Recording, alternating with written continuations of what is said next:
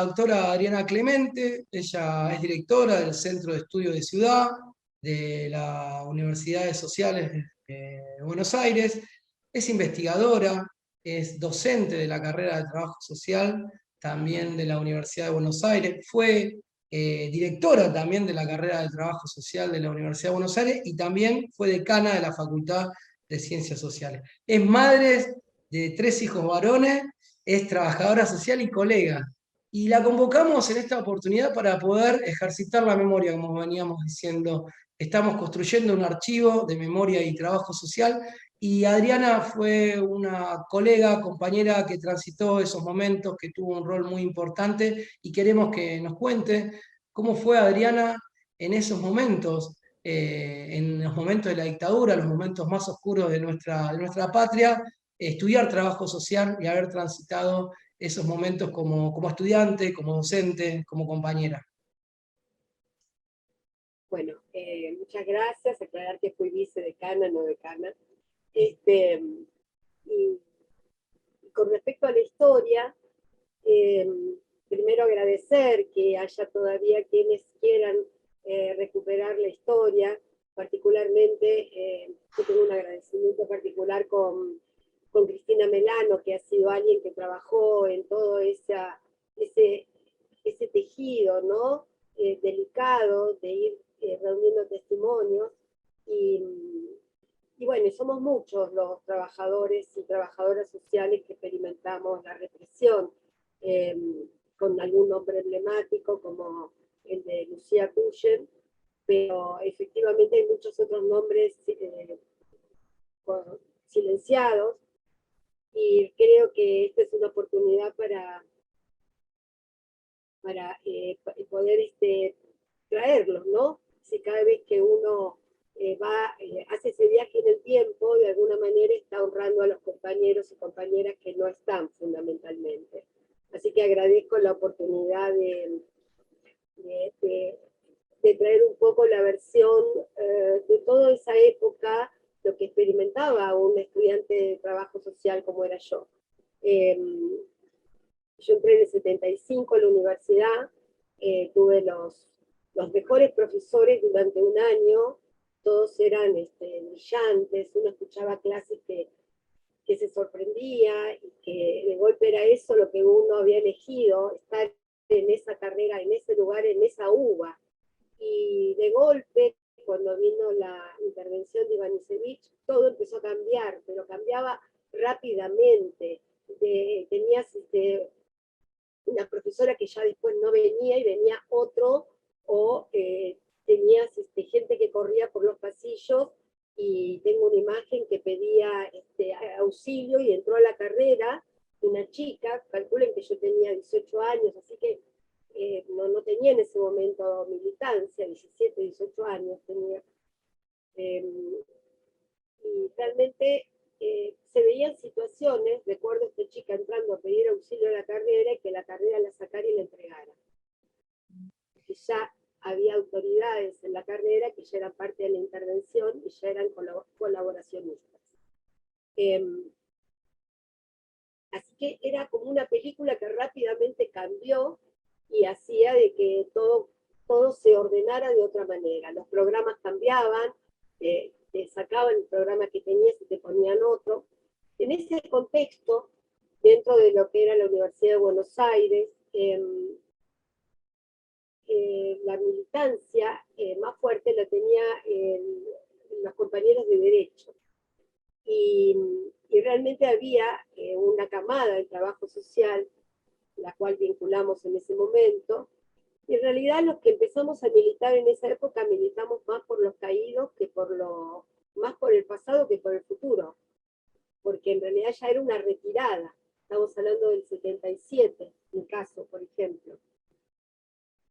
Y el 76 fue la ruptura, 76 persecución, 77 estaba todo ya alterado, pero en esa alteración muchos sentimos el imperativo de acompañar a referentes, personas que considerábamos, que admirábamos, que veíamos como como militantes y que nos proyectábamos en ese sentido, nos proyectamos, ¿no? Era como que había que ocupar lugares que perdían otros. Esto lo tengo que explicar porque empezar a militar en el 77 es una locura. Yo misma me lo planteo ahora a la luz de los hechos, porque ya estaba todo bastante jugado, no sabíamos lo que estaba pasando con los desaparecidos, pero sí sabíamos que la gente de golpe estaba y no estaba más, y que no era que se iban del país, sino que estaban en algún lugar, no sabíamos dónde ni cómo, no pensamos que los estaban matando, sí torturando, porque eso era obvio. Así que bueno, en ese contexto, ¿qué pasaba en la carrera de trabajo social? ¿Quiénes éramos? Éramos un grupo muy joven, ahí estaba, quiero rescatar particularmente a Alicia Maya y a Marita Fernández, las dos desaparecidas, todavía no sabemos dónde, todavía seguimos buscando, el hermano de Alicia sigue buscándola, calculamos que fue en Campo de Mayo, donde casi no hubo sobrevivientes que la llevaron, entonces en realidad por eso cuesta tanto rearmar, ¿no? A dónde pueden haber estado. Pero bueno, nosotros hacíamos trabajo, no hacíamos trabajo militar, ni mucho menos, era una militancia en los barrios, asociada a nuestras prácticas. El día que se la llevaron a Alicia, estábamos con una actividad acá en San Isidro, con un centro de prácticas donde teníamos 30 adolescentes preparados para hacer un festejo.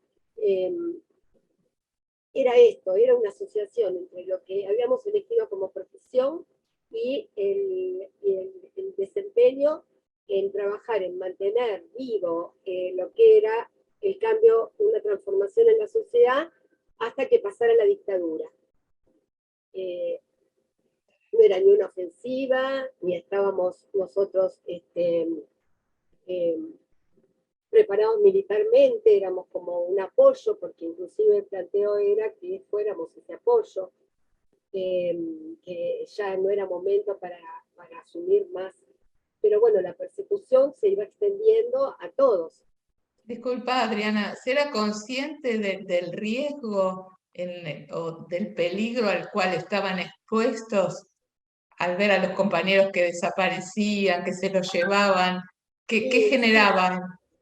no, por eso te generaba dos cosas. El miedo también te generaba un mayor compromiso. No te podías ir, te ofrecían irte, no, pero con salir del país, y no, era como que es muy fuerte el sentimiento eh, de cubrir a otro, ¿no? Bueno, en mi caso fue muy fuerte.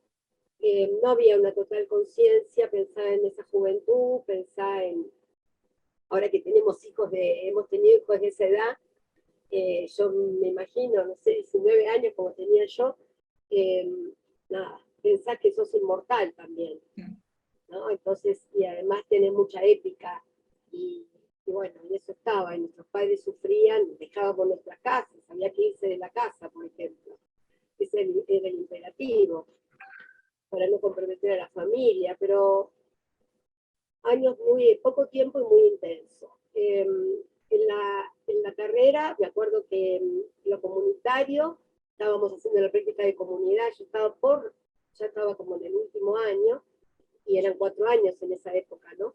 Y había empezado a cursar, y me acuerdo que la práctica de comunidad, de golpe, se cortó todo, no querían que fuéramos a campo, y fue toda una discusión de que teníamos que seguir yendo a campo, y me acuerdo que decían que teníamos que hacer operativos de relevamiento, de saneamiento de animales sueltos en la villa, porque ya no podíamos trabajar con gente. Y nosotros seguíamos con este trabajo, con los jóvenes, con el cura, era como que había que seguir, ¿no? Era una pequeña resistencia. Y después tenías toda la formación política con los compañeros que había que cubrirlos porque era gente de mucha historia, mucho peso, de hecho no está ninguno de ellos vivo, y cuando cayeron luchando, ¿no? Son casos que cayeron defendiéndose, y mi hijo se llama Alejo por un compañero que bueno, efectivamente cayó luchando. Sí, te admirábamos también. El testimonio que nos estás dando, Adriana, es fuertísimo. Uno no puede dejar de estremecerse porque a mí me ha tocado estudiar durante toda la democracia. De hecho, soy un hijo de la democracia, tengo 42 años y estudié durante toda la democracia. No puedo imaginarme lo que ustedes transitados, pero sé que sos una estudiosa de los procesos sociales, de los momentos históricos. La dictadura trajo una idea neoliberal fuerte que sigue arraigada, ¿no? Que generó muchísima exclusión en la Argentina, muchísima pobreza.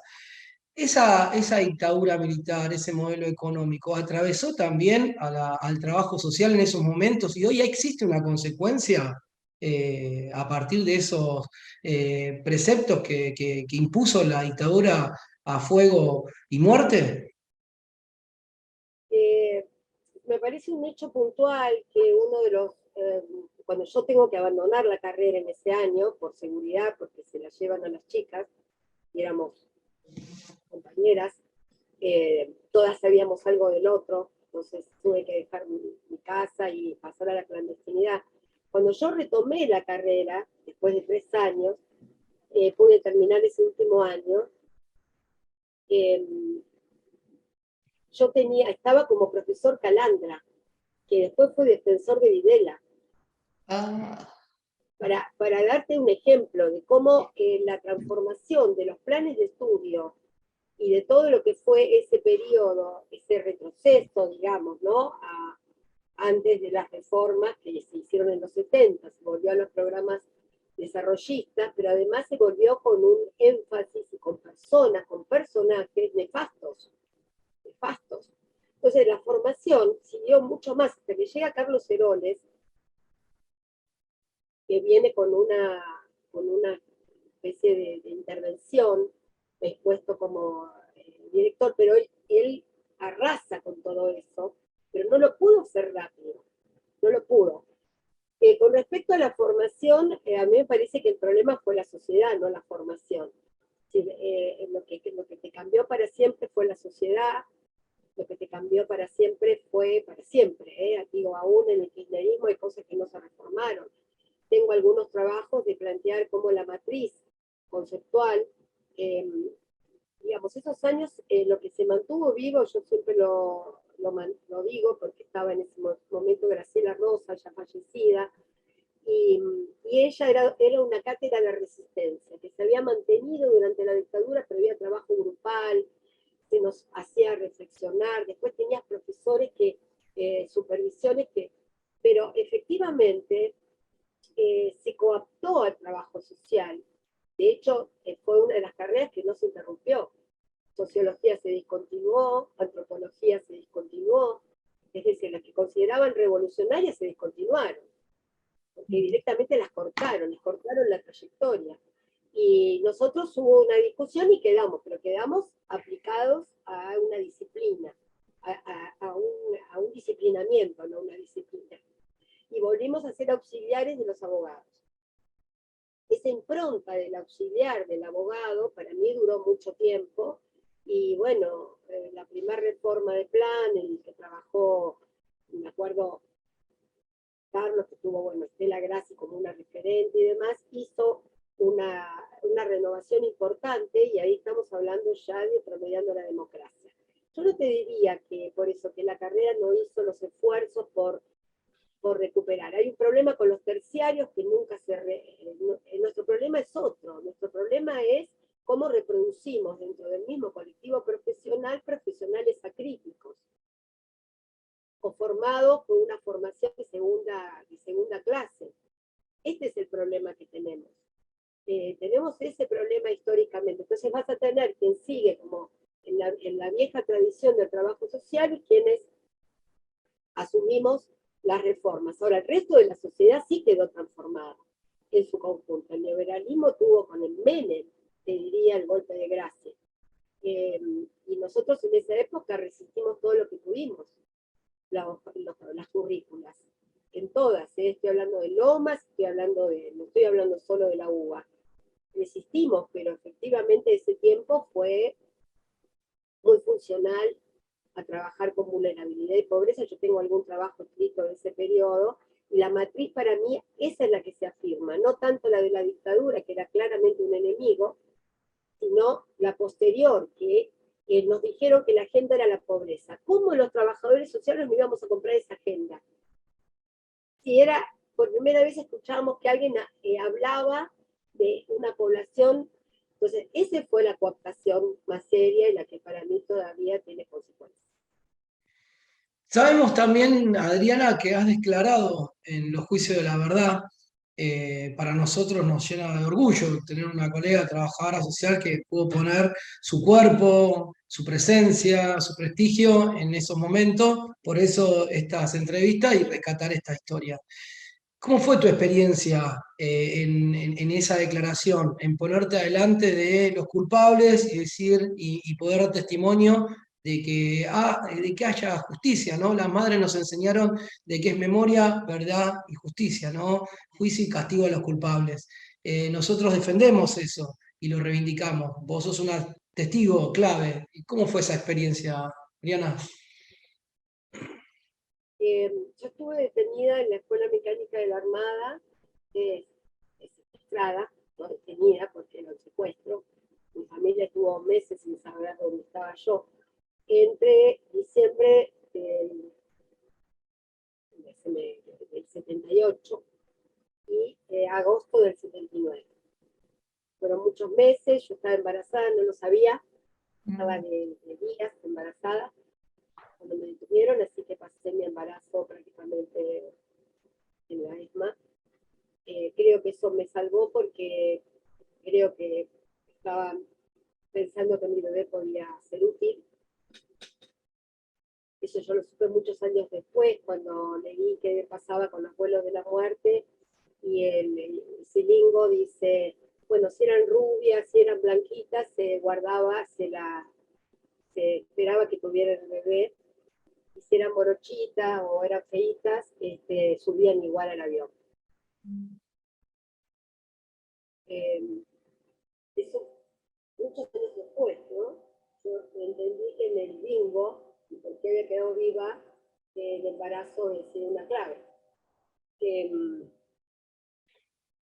Así que bueno, he tenido mucha suerte. Cuando vino la Comisión Interamericana de Derechos Humanos, yo ya estaba de 8 meses de embarazo, no sabían qué hacer conmigo, y bueno, nada, apareció un día en mi casa. Una cosa, mucha suerte, no hay, cada vez que nos cruzamos con sobrevivientes, decimos que pocos pueden explicar por qué sí y por qué no. Una cosa realmente totalmente arbitraria y justa en todos los sentidos, porque tanto estar preso como haber quedado vivo, tampoco fue fácil para los que quedamos vivos, y los que no están, seguimos esperando ver dónde o llorando su ausencia. A partir de eso, nadie que atraviese eso puede dejar de dar testimonio, porque todas esas caras y esas personas están presentes. La gente que viste ahí, que sabe que después no salió más, o que compartiste la celda, o lo que fuera. Entonces, en realidad, yo no pude cuando fue Nunca Más, yo ahí no pude. Tenía mi bebé, mi hijo muy chiquito, no pude, fue muy terrible, no pude hacerlo. Pero cuando vino el Nunca Más, por suerte del CELS, me contactaron. Yo había hablado antes con Viñone me dijo que todavía no había condiciones, podía ser que me volvieran a secuestrar primero. Entonces, yo era como que tenía a mi nene de 1 año y pico, 2, no me sentía preparada.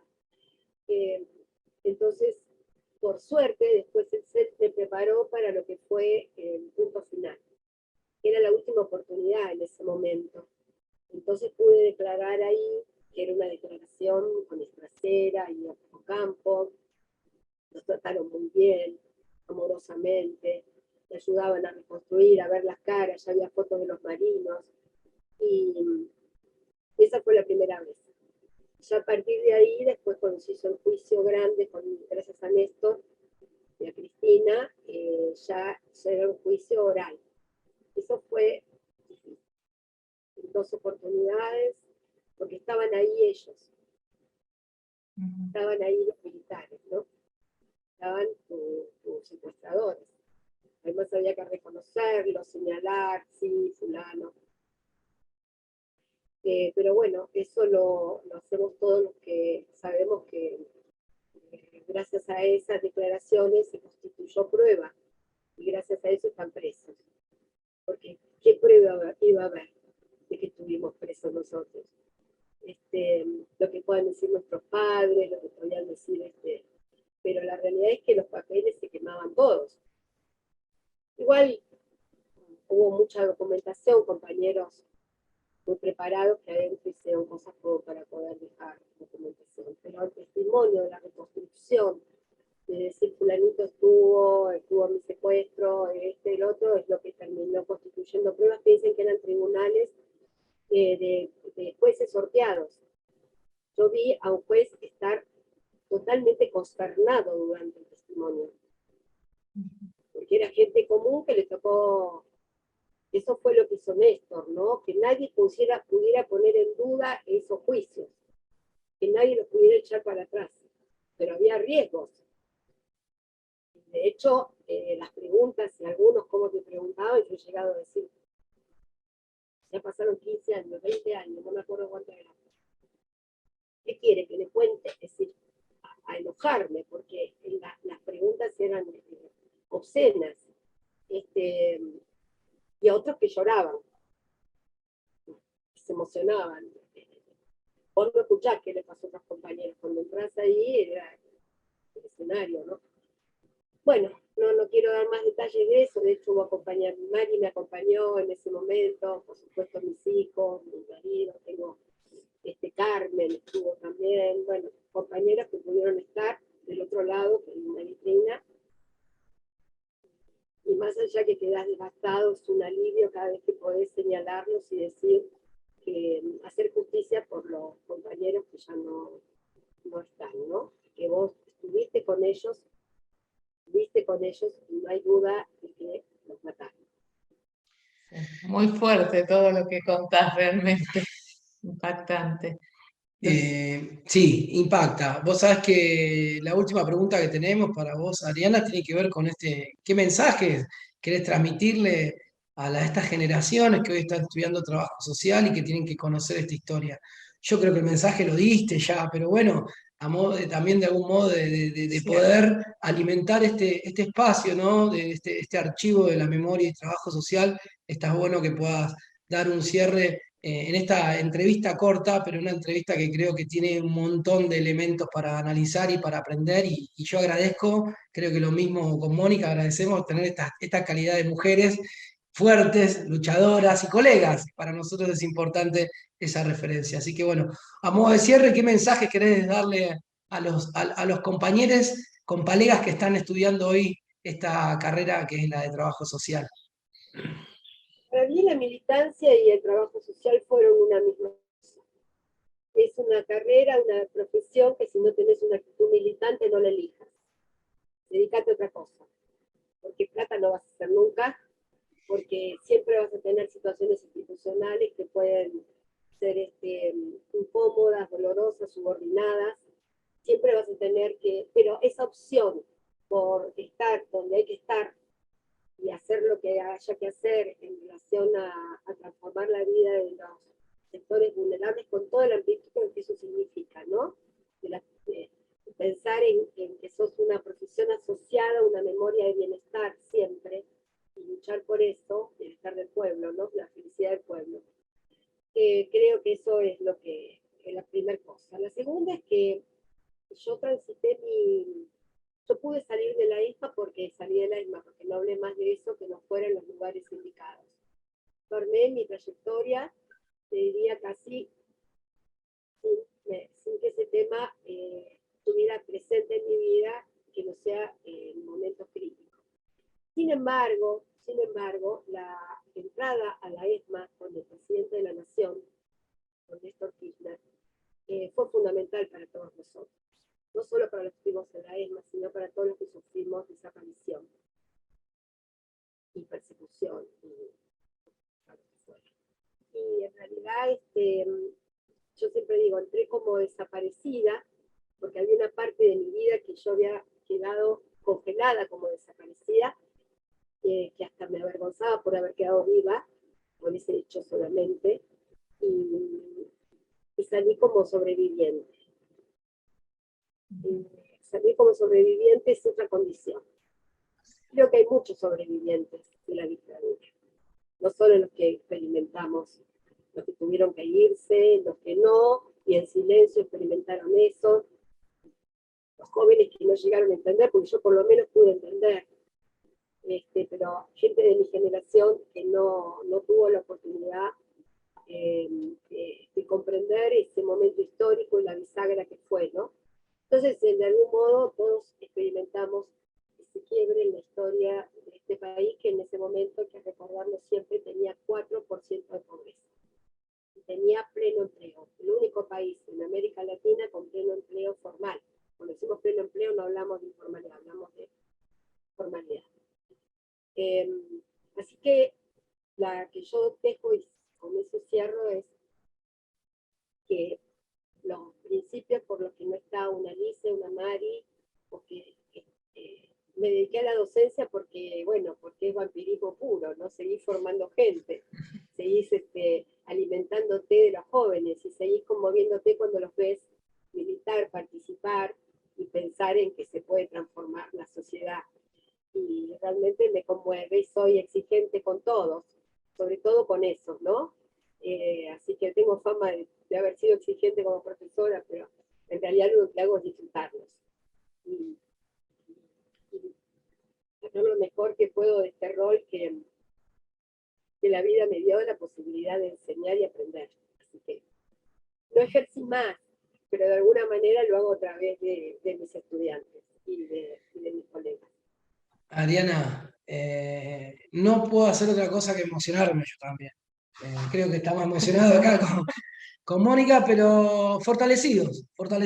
Creo que uno, después de escuchar a los compañeros, las compañeras que han transitado estos momentos en su vida, uno, con mi generación, te decía, 42 años, nosotros nací en la dictadura, pero no viví la dictadura, viví otras cosas, pero no esto. Y me parece que esto va a servir para seguir alimentando ese pensamiento crítico que también creo que vos promulgás siempre en tus cátedras de hay que asumir un pensamiento crítico y hay que buscar los porqué de las cosas. Así que te agradecemos muchísimo este espacio que nos diste, este relato que nos contás de tu historia de vida. Y bueno, nos vamos a estar comunicando seguramente para hacer otras cosas más y seguir formándonos con vos. Así que muchas gracias, Adriana. Y bueno, Moni. Bueno, sí, te agradezco, Adriana. Yo te conozco de compartir la docencia hace años, sé de tu calidad humana y soy testigo de la emoción que tenés cada vez que los estudiantes se reciben. Cada vez se emociona, Adriana, todas las veces. Bueno, gracias por brindarnos este espacio. Qué lindo ser trabajador social, qué bueno esta profesión y bueno, pura vida, ¿eh? Pura vida. Gracias. Chao, Mariana. Mucha fuerza, gracias.